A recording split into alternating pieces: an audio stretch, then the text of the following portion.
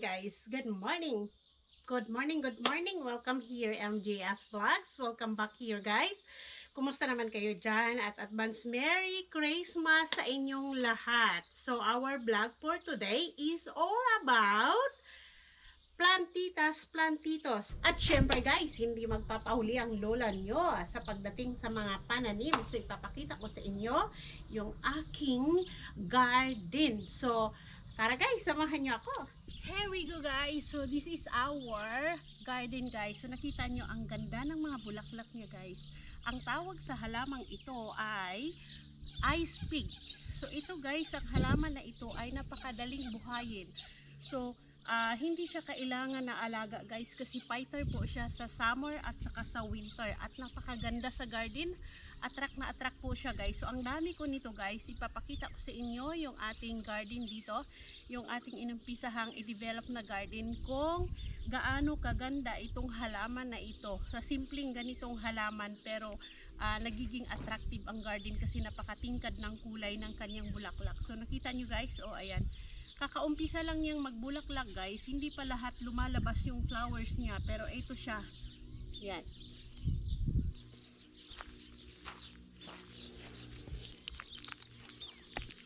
So ayan siya guys, at ito yung mga iba nating pananim, yan. So ayan siya. So dito sa area to guys, hinilira ko lang siya ng tanim ng ganyan. Ayan. So ang ganda niya tingnan guys. Hitik na hitik yung kanyang bulaklak. At kahit saang area sa aking garden, yan. Simpleng tanim mo lang guys, basta ibaon mo siya sa lupa. Kahit na hindi mo siya diligan, nabubuhay po siya. Nasusurvive po siya. Ayan o.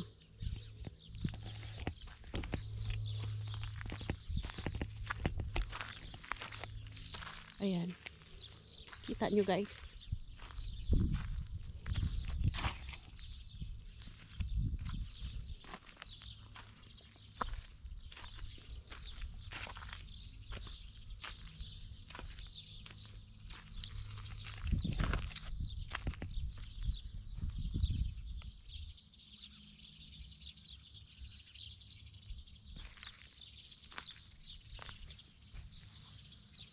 Hanggang doon po siya guys.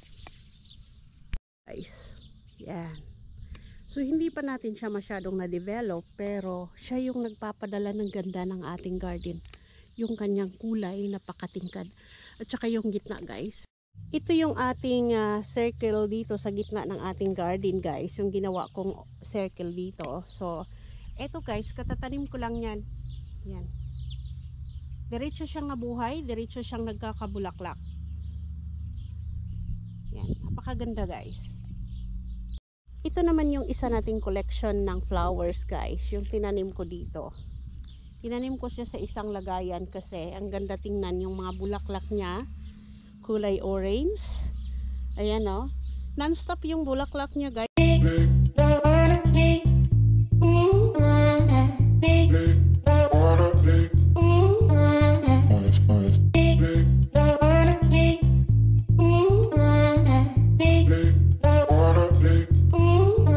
Ito naman yung ibang klase ng flowers ko guys, na kung tawagin siya ay geranium. Yan. Yan. Para siyang roses guys. Napakaganda nitong bulaklak na ito kasi ayan, kita nyo guys, napakatingkad ng kulay niya. At saka ang kagandahan ng bulaklak na ito, hindi na siya kailangan lagi mo siyang diligan. Kahit na summer, mainit at winter, ayan siya guys. Ang bulaklak niya hindi siya natigil. Ayan, ang dami nila. Ayan, ang ganda niya guys. Yan. Meron pa ako dito sa kabila guys. Ayan. Ito yung una-una kong tanim guys nung dumating ako dito. Ito yung isang puno lang ang nadatnan ko dito, pero na-survive ko siya. Ayan siya. Ayan. Ganda, di ba? Yan. Ganda ng collection ng bulaklak ko guys na. So, nandito tayo sa ating front yard, guys. So, syempre, yung front yard natin, yung pinaka-front natin ay kailangan natin fokusan. So, hindi nagpapahuli yung aking front yard. Ngayon ay kasalukuyan ko siyang dinidevelop. So, kasi lalagyan natin siya ng lawn garden. So, lalagyan natin siya ng grass dito at gravel at saka fever cement. So, ngayon kasalukuyan ko pa lang siyang inaayos. So, makikita nyo guys, hindi pa siya develop kasi ang ating grass ay nandoon pa, hindi pa natin siya na ilagay dito. So ngayon, ipapakita ko itong aking tinanim dito sa harap na kasama doon sa tanim ko doon sa kabilang garden. So ito ngayon yung aking tinanim sa puno ng gum tree. Itong puno ng gum tree ito guys. Ito ay nandito sa harap ng bahay natin. Ito yung ating pinto. Ayan. Ayan yung pintuan natin. Ayan yung aking mga collection na bulaklak dyan. Dyan ko muna siya nilagay habang hindi pa natapos yung ating front yard. Hello! I'm fine! So, eto, hindi pa natin natapos yung ating fence dito sa harap. Kasalukuyan pa siyang nakatiwangwang. So, ito pa yung isa nating pot dito guys. Kasi tatlo ito eh. Ayan. Tatlo. Yan. Ayan. So, malawak itong harap natin guys. Yung front yard natin ay napakalawak. Ayan, hanggang likod. Ayan. So much excited na ako guys na magawa na natin yung ating fence dito. Kasi itong area na to, tataniman ko rin siya ng maraming bulaklak dito. So, siguro sa imagination ko guys, napakasarap ng feelings na tumira ka sa isang lugar na napakaraming bulaklak. So, ito ngayon yung ating collection ng bulaklak guys. Habang hindi na-develop yung ating front yard, dyan muna sila. So, abangan natin pag na-develop natin yung ating front yard kung ano yung maging kinalabasan. Kasi gusto kong gawin itong aking garden na talagang MGS garden, botanical garden. So, ito ngayon yung collection nating geranium na ibang klase guys. Ang tawag dito ay geranium pero ang kulay niya ay pink. So, ang lalaki ng bulaklak niya guys. Ayan o. Ayan o. Ang lalaki ng kanyang flowers. Ayan. Ang dami na niyan guys kasi kinalat ko siya. Tinanim ko sa mga paso. So, ayan. Ang ating harap. Yan. Umpisa kong mga collection ng bulaklak. So, ngayon nandito tayo sa likod na bahagi ng ating bahay guys. Ito yung front yard natin dito at ito yung sa likod. So, etong malaking malawak na ito ay gagawin ko rin siyang nursery dito. So, nag-start akong magtanim dito ng mga gulay. Ito yung in-start ko siyang i-develop, yung aking veggie garden. So, itong tinanim ko ngayon ay pichay. Ayan. Mga pichay po yan guys. Ayan. Kalalagay ko lang ng fertilizer at yan, 2 box yan. Hindi ko pa natapos yung isa. At dito naman sa areang to, ayan yung ating strawberry. Papakita ko sa inyo. Ayan po yung mga strawberry natin. So, medyo payat sila guys. Pero, nag-start silang mamunga na ngayon guys. Ayan, may mga bunga na siya. Ayan, yung ating pine tree, naglagay ako ng fertilizer. Look. Yan.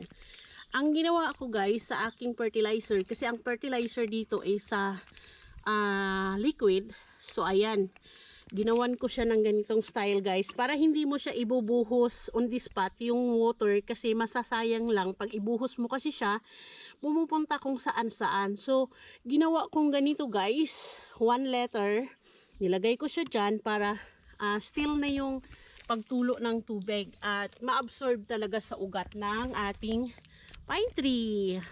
So, ayan, kita ko sa inyo ito. Mahaba ito guys. Ito, ang ating tanim na beans at saka yung ating aloe vera. Ayan. Meron halo-halo ang mga tanim ko dito guys. Ayan, may kahoy akong gum tree. May patatas. Ayan. Etong tanim na ito guys, tawag dito ay Irish. Ayan, ang ganda pala ng bulaklak niya. Ayan o. At saka, speaking of, air plants ba yung tawagin guys? Ito. sa Pilipinas. Diba nakikita ko ito, trending na trending ito. So meron din ako dito. Hindi rin ako nagpapahuli. Meron din ako. Ayan o. At marami yan. Meron pa ako dun sa kabilang garden. Hindi ko lang naipakita sa inyo.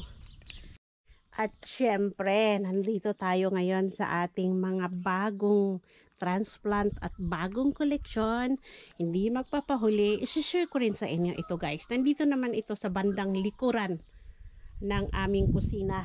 So dito ko siya nilagay yung mga aking bagong koleksyon. Ayan po yung bago kong koleksyon. Napakaganda ng kanyang flowers. Maroon. Yan, madami po yan sila. Ayan. Start pa lang po yan guys. Start pa lang po yan. Ito po yung ating mga fancy kung tawagin. Yan.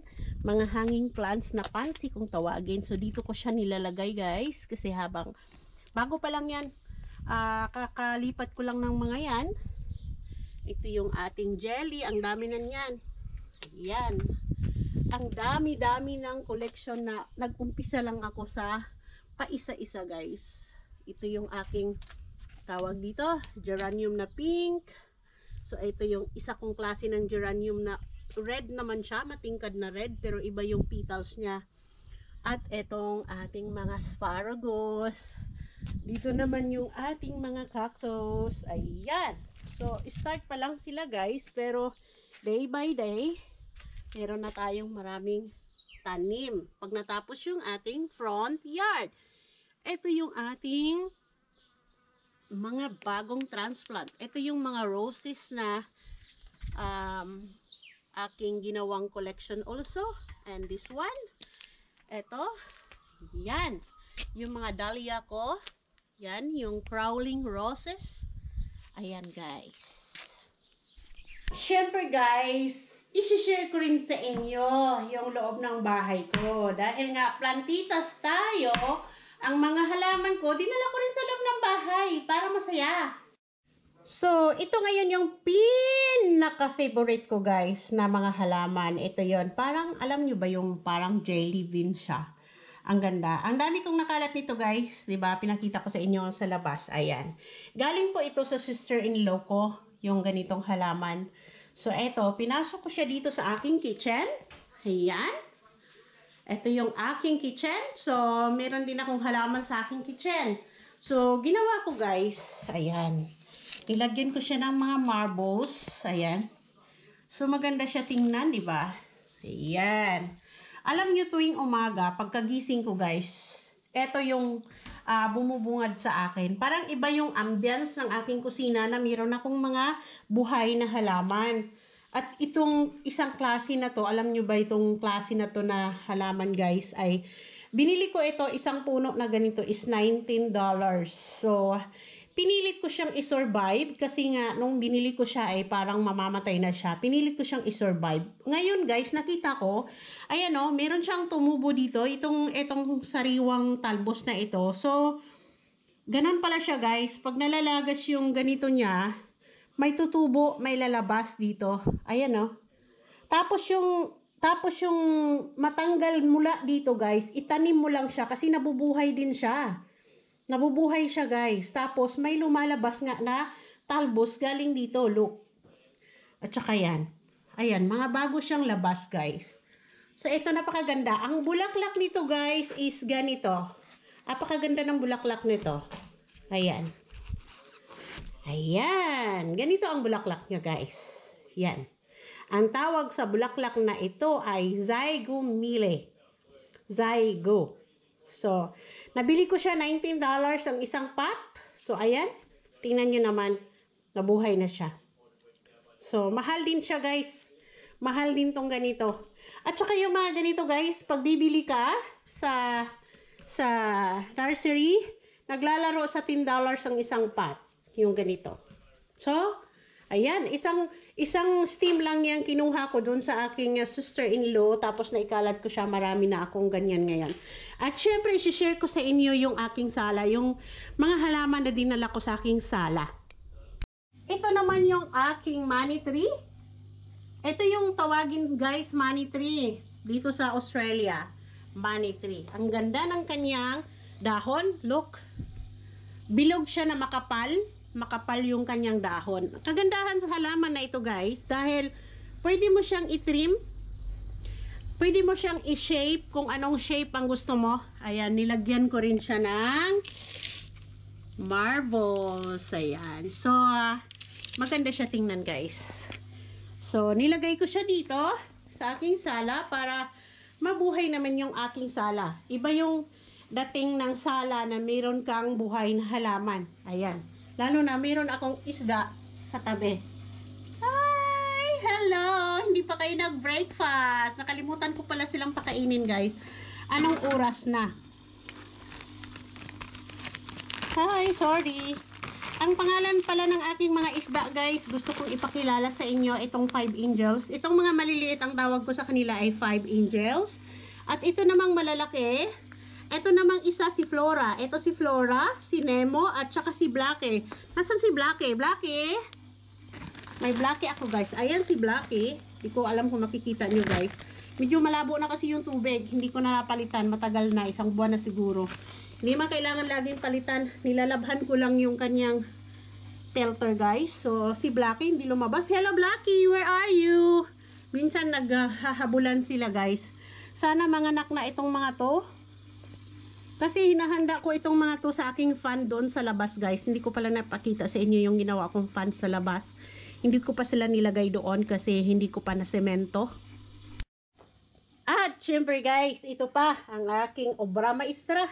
Ayan. Ito yung aking halaman din siya guys na succulent. Ito yung halaman na ito na isi-share ko sa inyo na dati nung bago akong dumating dito, ninakaw ko ito. Kinuha ko lang siya guys doon sa kaibigan ng asawa ko kasi mamalatay na. Parang mamamatay na siya nung time na yon. Ang kulay niya is kulay pink. Kapiranggot lang guys yung dinala ko dito. Pero ngayon, pakita ko sa inyo kung gaano sila kadami. So ito ngayon, ang ganda pala niya guys sa loob ng bahay. Look. Ayan. So dito ko siya nilagay sa gilid. Kaharap ni Bear. Ayan si Bear. Ayan. So dito ko siya nilagay. Ito yung kasama niya guys. Dito ko siya nilagay sa labas. Ayan sa gilid. Pahilira hanggang doon sa dulo. So sobrang kapal niya na guys. At ang ganda niya tingnan kasi hindi siya kalat. As in buo. Nagsishape siya hanggang doon yan guys sa dulo. Ayan nakita niyo yan siya guys. Pag may tiyaga, may nilaga. Akalain mo ba na ganyan na siya kadami guys. Na dinala ko lang yan dito nakapiranggot lang. So, ayan guys, nakita nyo na yung aking mga collection na bulaklak. So, hindi ako nagpapahuli, Kala nyo, nagpapahuli ako. Hindi ako nagpapahuli. So, i-share ko na sa inyo yung aking mga halaman dito. So, ako ay isang plantitas. So, I'm proud na ako ay nagsipag magtanim at itong pag-garden guys ay maraming benefits. Alam nyo ba kung anong mga benefits pag nagtatanim ka ng halaman? Ang halaman ay isang mabisang gamot ng stress. Ito po ay anti-stress at ito po yung gamot na walang dosage, na hindi naka-overdose. So, para sa iba dyan guys na gustong magtanim pero walang mga area na pagtaniman, pwede nyo yung itanim sa paso guys, ipangsabit sa dingding kung saan. Anti-stress guys, maniwala ka sa akin, kung ikaw ay boring ka dyan, magtanim ka na.